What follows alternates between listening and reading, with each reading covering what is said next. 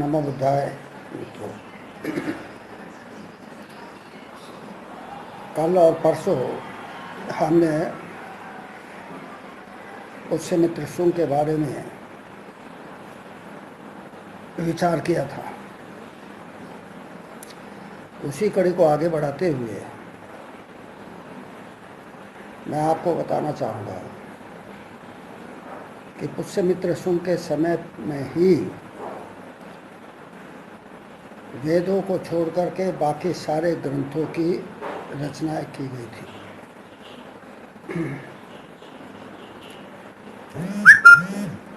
पुष्यमित्र शुंग ने अपने दरबारी ब्राह्मणों को और अन्य ब्राह्मणों को भी प्रोत्साहित किया कि वे बहुत भिक्षुओं के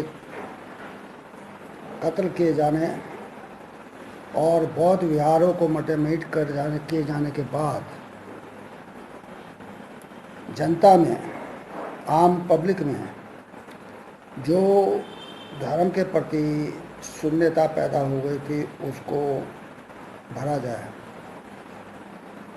इसलिए पुराणों की रचना हुई, उपनिषदों की रचना हुई, रामायण महाभारत और गीता की रचना हुई।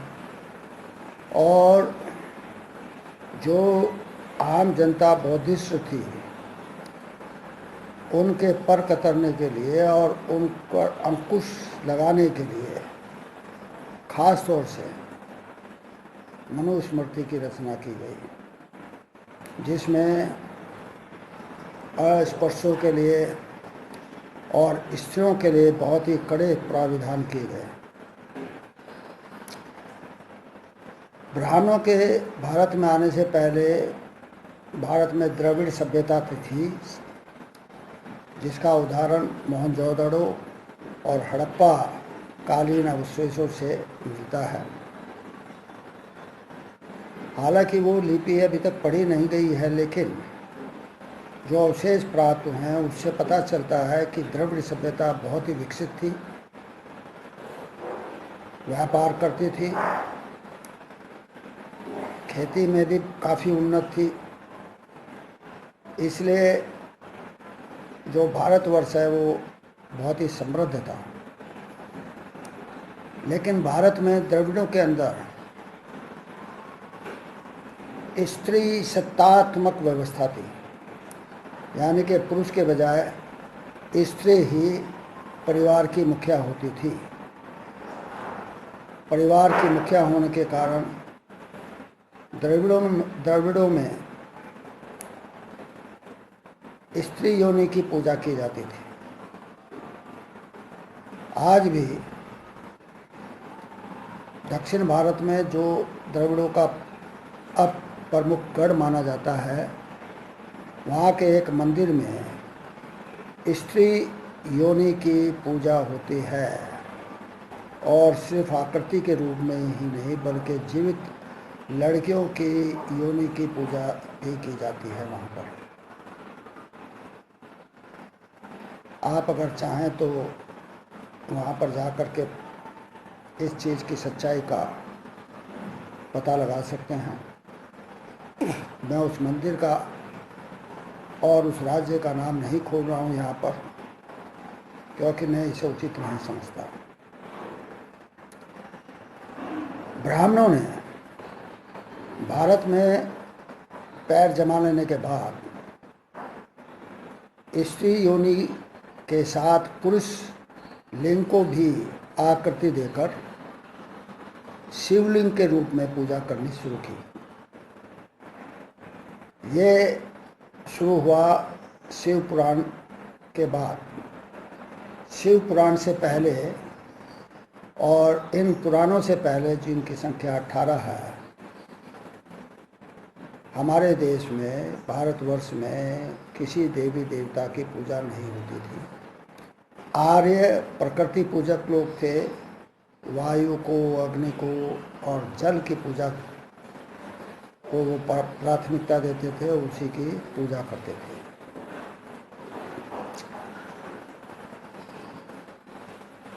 शिवलिंग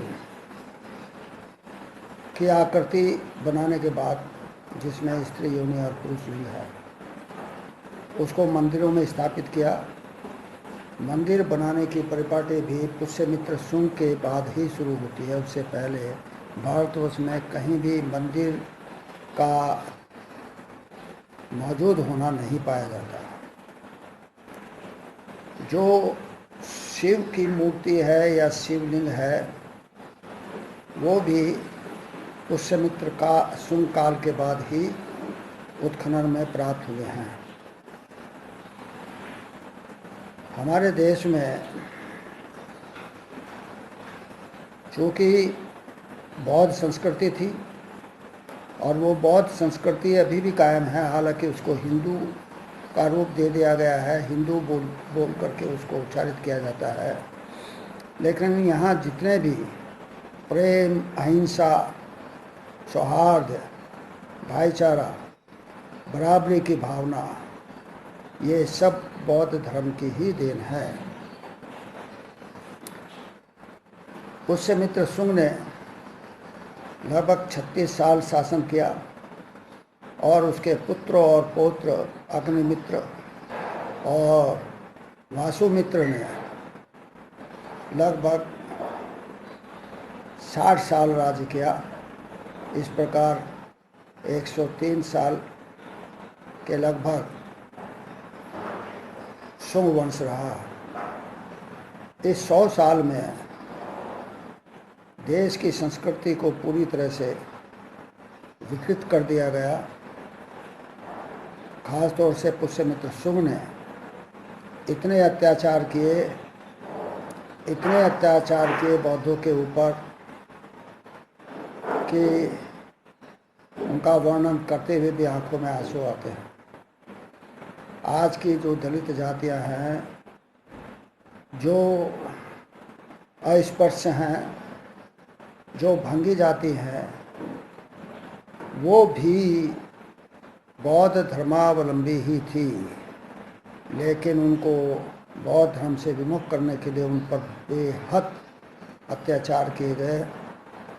उन्हें मनुष्य का मैला उठाने को मजबूर किया गया। इसके लिए वो शराबी कबाबी हो गए और उन्होंने भांग का नशा करके अपने आप को नशे के आगोश में डाल दिया और उनका नाम भंगी पड़ा, जैसे मैंने कल के एपिसोड में कहा है। तो हमें अगर देश में बौद्ध संस्कृति को पुनर्जीवित करना है तो हमें बौद्ध धर्म को अपनाना पड़ेगा, पूर्ण रूप से अपनाना पड़ेगा। हालांकि अदृश्य रूप में तो हम बौद्ध धर्म को ही मानते हैं, नाम भले ही हिंदू धर्म पड़ गया हो, दे दिया गया हो, लेकिन हम अभी भी अपने आप को जो हिंदू कहते हैं वो बौद्ध धर्मावलंबी ही हैं।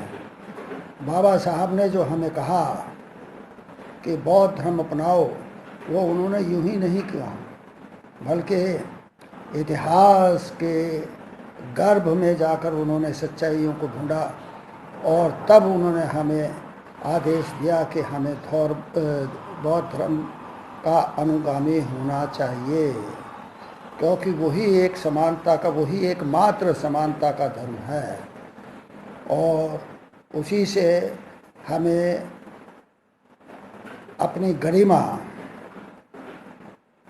अपना स्वाभिमान बचाने की प्रेरणा मिलती है। इसलिए बाबा साहब के रास्ते पर SC, ST और OBC को चलना होगा। OBC अगर ये सोचती है कि हम अपने आप को हिंदू कह करके बच जाएंगे तो ये उनका भ्रम है। इस समय तो मुसलमानों के ऊपर हमला हो रहा है, मुसलमानों के बाद बारी आएगी दलितों की और उसके बाद बारी आएगी OBC की। OBC भी शूद्र ही हैं, इन्हें समझना चाहिए। आशा है आप लोग इस पर विचार करेंगे, बाबा साहब के बताए मार्ग पर जाने का प्रयास करेंगे, उस पर चलेंगे। जय भीम, नमो बुद्धाय। आपका कल्याण हो, आपका मंगल हो।